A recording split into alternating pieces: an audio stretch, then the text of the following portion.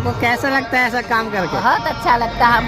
हम एक बार सोचे थे कि किसी लड़के को हम पत्रकार जरूर बनाएंगे और किसी को जो है हम ISPCS जरूर बनाएंगे। हेलो गाइस, देख सकते हैं आप मैं कहाँ बैठा हूँ।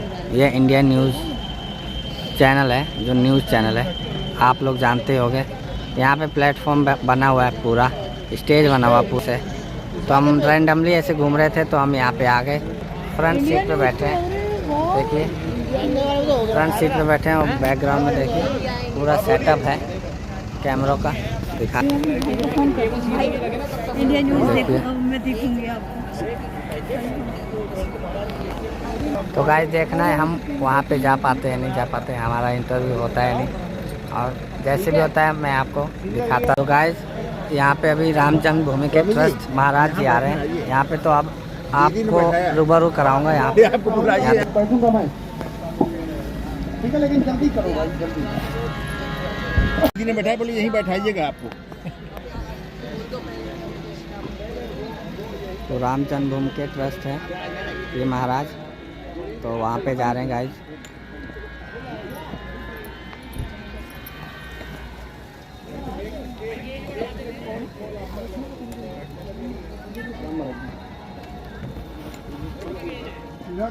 सीधा कराई दो।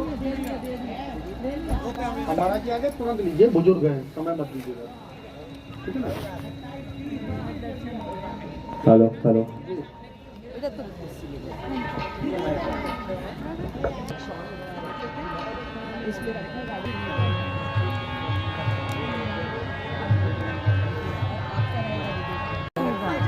गाइस एक इंटरेस्टिंग बात बताता हूँ।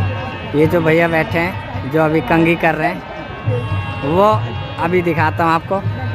ये इनकी मम्मी यहाँ बैठी है, यहाँ पे ये जो येलो कैप में है वो छुप के देख रहे हैं अपने बच्चों का काम।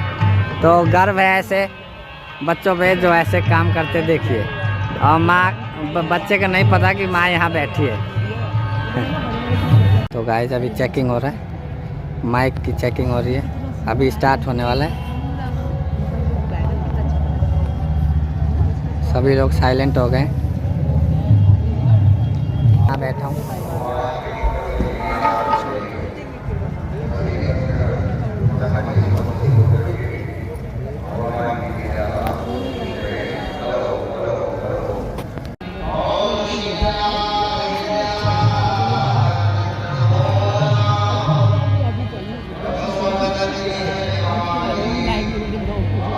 से लोग उत्साहित हैं। अयोध्या की आवाम और अयोध्या के संत मानो समय काटने में मुश्किल सा महसूस कर रहे हैं, क्योंकि वक्त समय भले ही बेहद ही कम बचा हो, लेकिन मिनटों का इंतजार शायद आज भारी पड़ रहा है। और हो भी क्यों ना, क्योंकि सैकड़ों वर्षों से भगवान राम का इंतजार उनके राजमहल में होने को लेकर लोगों के जहन में है।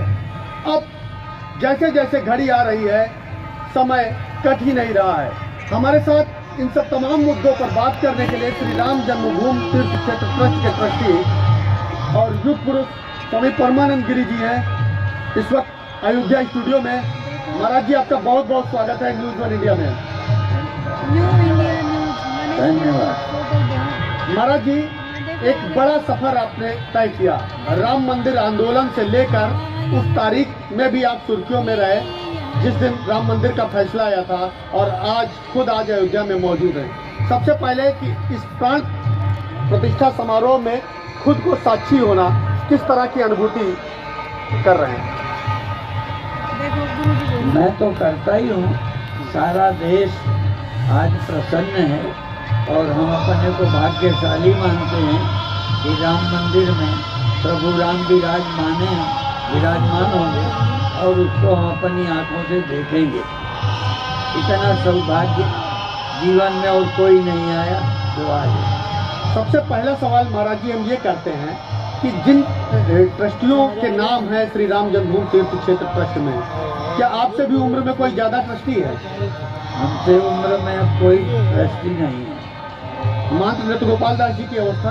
उनकी भी 2 वर्ष कम है। यानी जो पूज्य महंत नृत्य गोपाल दास जी श्री राम जन्मभूमि क्षेत्र ट्रस्ट के अध्यक्ष हैं, वो आपसे 2 वर्ष कम है। तो महाराज जी, आपने आंदोलन में भी जो है बढ़ चढ़ के हिस्सा लिया होगा और शायद उसी का फल आज जो है आपको मिल रहा है। हमने नहीं, हमारे सारे मंडल ने जी, हमारे हर संत ने राम जन्मभूमि आंदोलन में भाग लिया है जी, और जन जागरण किया है, और उसी का परिणाम है कि ढांचा गिरा, उसी का परिणाम है कि आज भव्य मंदिर बन रहा है। महाराज जी, जब ट्रस्ट का गठन हुआ था, जिस वक्त आपका नाम जो है ट्रस्टियों के रूप में लिया गया था, आपको किस तरह से महसूस हुआ था? क्या लगा आपको कि उस आंदोलन का फल है या कुछ और? यूँ तो कई लोगों ने कहा था कि आप कहो, लेकिन हमने ये चर्चा ही नहीं की। हमारा नाम स्वयं ही निर्णय किया गया है, हमारी कोई मांग नहीं थी, क्योंकि हमने कोई ट्रस्टी बनने के लिए आंदोलन नहीं किया था। हमने तो भगवान का मंदिर देखने के लिए किया था, और वो हो रहा है, बहुत प्रसन्नता की बात। अच्छा महाराज जी, 90 और 92 के दौर के बारे में हम चाहते हैं कि दर्शकों को बताएं, क्योंकि उस वक्त कहा जाता है कि आप जिस समय विवादित ढांचे का विध्वंस हो रहा था, उस वक्त वहाँ पर आप मौजूद थे। किस तरह से अयोध्या का नज़ारा उस वक्त में था? 50,000 जनता थी जी, और हम छत पर खड़े थे। हमने तो अनुशासन की बात कही थी कि प्रभु राम के अतिरिक्त सब लोग धनुष तोड़ने गए, नहीं टूटा। इसलिए जब तक गुरुजी न कहें, संत न कहें, वो टूटेगा नहीं, मत चढ़ो। तब भी जवान जोश में थे, वो चढ़ गए, और महारानी सिंधिया भी कह रही थी तुम्हें राम की सौगंध, उतर जाओ, पर नहीं उतरे। पर अंत में वो ढांचा गिर गया, और उस गिरने की खुशी इतनी थी लोगों को कि उस समय तो ये लोग कहते थे मंदिर बने चाहे न बने, पर हमारी छाती पर जो मंदिर की जगह मस्जिद दिख रही है, उसका गिर जाना ही काफ़ी है। पर हमारा सौभाग्य है कि एक कलंक का ढांचा तो गया ही था। अब दूसरा जो हमारा उत्सव था, मंदिर बना, और कल प्रभु अपने सिंहासन पर विराजमान होंगे, जिनकी बड़ी आवश्यकता संसार को है। महाराज जी, उस वक्त एक नारा बुलंद हुआ करता था, सौगंध राम की खाते हैं, मंदिर वहीं बनाएंगे। आखिर वो नारा देने वाला कौन था? वो नारा तो हम ही सब लोगों का दिया हुआ है जी, हाँ, मंदिर वहीं बनाएंगे। पर जब ढांचा गिर गया, रामलला बैठ गए, और कोर्ट से सुरक्षा की गारंटी हो गई, रामलला बैठे हैं, तब हम लोग ये नहीं कहते थे मंदिर वहीं बनाएंगे जी, क्योंकि मंदिर तो बन गया, कोर्ट ने फैसला दे दिया रामलला की सुरक्षा का। तब हम लोग ये कहते थे मंदिर भव्य बनाएंगे। मंदिर भव्य बनाएंगे, और भव्य बनकर तैयार हो रहा है। अच्छा महाराज जी, मुस्कान चेहरे की बता रही कि वास्तव में अंदर से आप कितना गदगद हैं, कितना खुश हैं इस अवस्था में, क्योंकि 92 साल की अवस्था कोई छोटी अवस्था नहीं होती। एक बड़ा उतार चढ़ाव भी आपने देखा होगा। 92 ईयर महाराज जी, एक सीधा प्रश्न है, श्री राम जन्मभूमि तीर्थ क्षेत्र ट्रस्ट का तो निर्माण हुआ, उसमें आप सदस्य बनाए गए। निर्माण समिति इन दोनों में सामंजस्य कैसे बैठा, और कैसे तय हुआ कि मंदिर का आकार ये होगा? असल में तो संगठन की संगति ये है कि जिसमें जो योग्यता होती है उसको वो काम दिया जाता है। तो जो निर्माण में कुशल थे उनको निर्माण का बनाया गया। तो अलग अलग, क्योंकि उसमें इंजीनियर चाहिए, जानकार चाहिए, और ये सबको पता ही है कि जब सोचा गया था, खुदाई की गई तो नीचे बालू निकली, तो वो स्कीमें बदली गई कि पूरी चट्टान नीचे से भरी, कि किधर क्या रखना चाहिए, वास्तु का भी है, उन सब चीज़ों का विचार किया गया है। बहुत अच्छा बन रहा है, काफी अच्छा बन रहा है। महाराज जी, मूर्ति की बात हुई, एक बार ये चर्चा हुई कि वहाँ पर राम दरबार रहेगा। हालांकि वो सिर्फ एक सोशल मीडिया पर जो है उड़ती हुई सुर्खियाँ थी।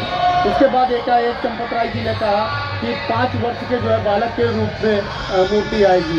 5 वर्ष के बालक का क्या आखिर मतलब था, क्यों 5 वर्ष की अवस्था में मूर्ति का चयन? क्योंकि ये रामलला जो प्रकट हुए थे जी, वो छोटे थे, इसलिए उसी का ख्याल रख के उसी के आधार पर हम मुकदमा लड़े, उसी के आधार पर हमें विजय, इसलिए रामलला ही हों, और रामलला का केस लड़े हैं, इसलिए रामलला छोटी उम्र के हो, यही सब निर्णय किया गया। अच्छा, अब महाराज जी जो प्रतिमा बनकर आई है, चेहरा मुस्कुराता हुआ है, एक नन्हे से बालक के स्वरूप में है, और जिस तरह से प्रतिमा का स्वरूप है, कैसा लगता है आपको? किस तरह से जो है आपको किस तरह से अनुभूति होती है उस प्रतिमा? हमें तो लगता है उन कारीगरों के मन में भगवान बैठ गए और उनके द्वारा वो ऐसा ही बनवा लिया जैसे प्रभु राम थे। अच्छा, एक महाराज जी बड़ा सवाल है, दर्शक इस बात को जरूर समझना चाहते हैं कि जिन प्रतिमा की अब तक पूजा होती रही है रामलला में, उस प्रतिमा को कहाँ स्थापित किया जाएगा? वो प्रतिमा कहाँ जाएगी? वो तो वहीं रहेंगे, वो रहेंगे, क्योंकि वही तो हमारे केस के आधार हैं, उन्हीं के बल पर हमने लड़ा है। पर वो बहुत छोटी है आकार में, इसलिए दिखाई पड़े, इसलिए कद तो लंबा है पर उम्र उनकी भी छोटी ही रखी गई है, पर वो भी हमें वहीं रखना है रामलला। यानी गर्भगृह में वही प्रतिमा रहेगी जिसकी अब तक हम सभी, यानी सभी राम भक्त जिसकी पूजा अब तक करते आए हैं, और ये जो नई प्रतिमा है वो अभी उसी गर्भगृह में स्थापित है। हाँ। अच्छा महाराज जी, इसके अलावा इस मंदिर में अभी और क्या कुछ बाकी है, क्या कुछ होना बाकी है?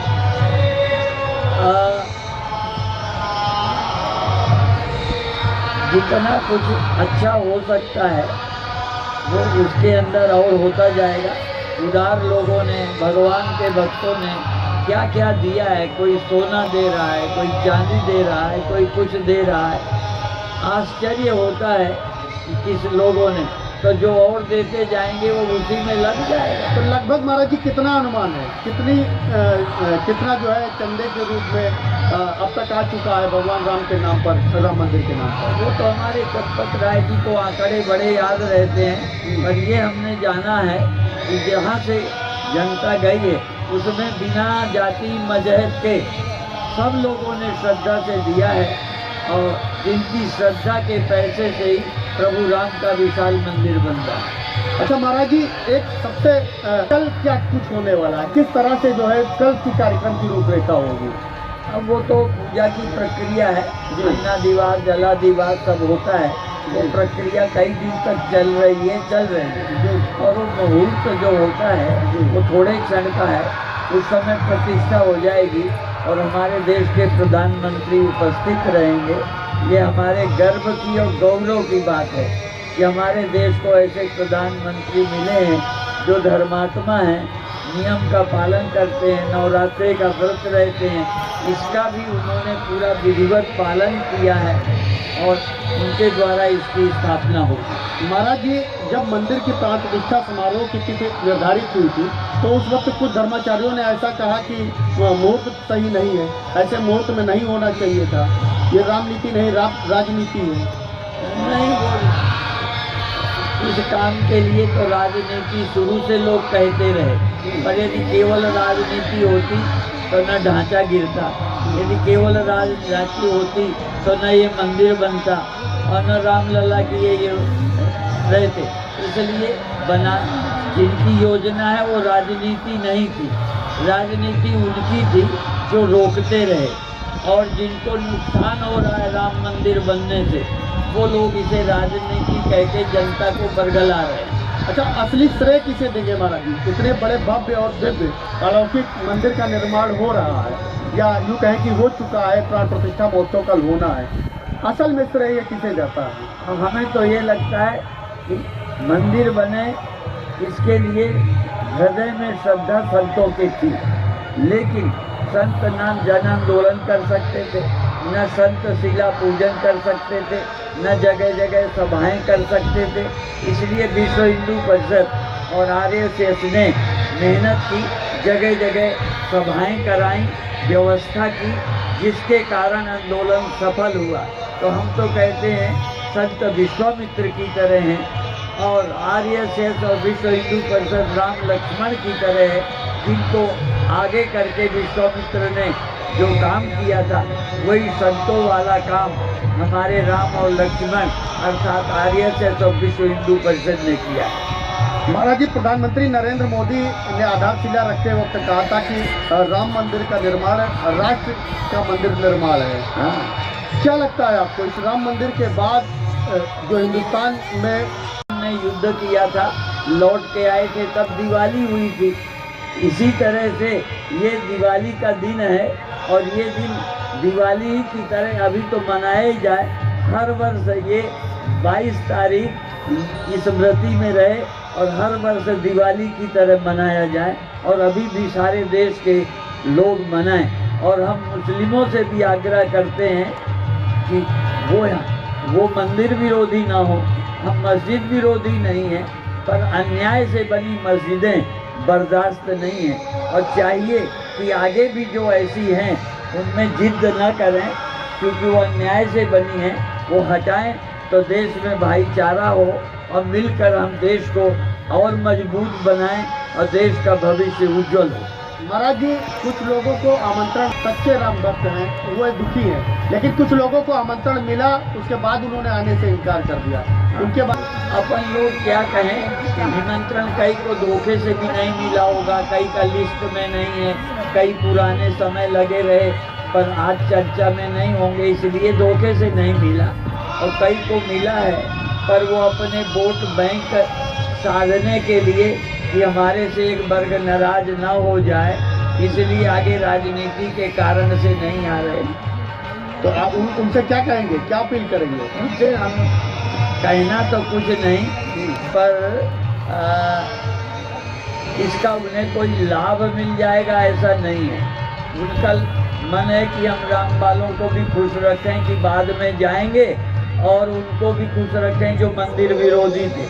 लेकिन आज का मुसलमान भी समझ गया है कि कौन राजनीति कर रहा है और उन्हें पता है कि मंदिर बनना ही चाहिए, और इसलिए बनना चाहिए कि मुगलों ने किया था, इन मुसलमानों का उसमें हाथ नहीं है।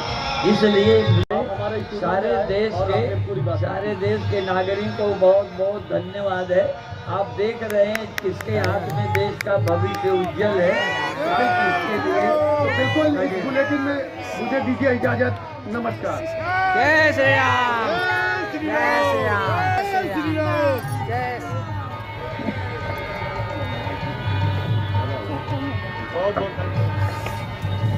आज इंटरव्यू ख़त्म हो चुका है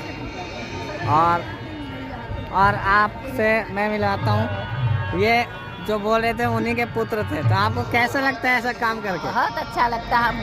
हम एक बार सोचे थे कि किसी लड़के को हम पत्रकार जरूर बनाएंगे और किसी को जो है हम ISPCS जरूर बनाएंगे। वाह। और सिलाई मशीन चला के बनाएंगे। पूरा गर्व महसूस होता है। मोदी जी चाय बेच के बनाते हैं, हम सिलाई मशीन करके बनाएंगे। तो गाइस आगे देखिए, यहाँ पे महाराज जी की विदाई हो रही है।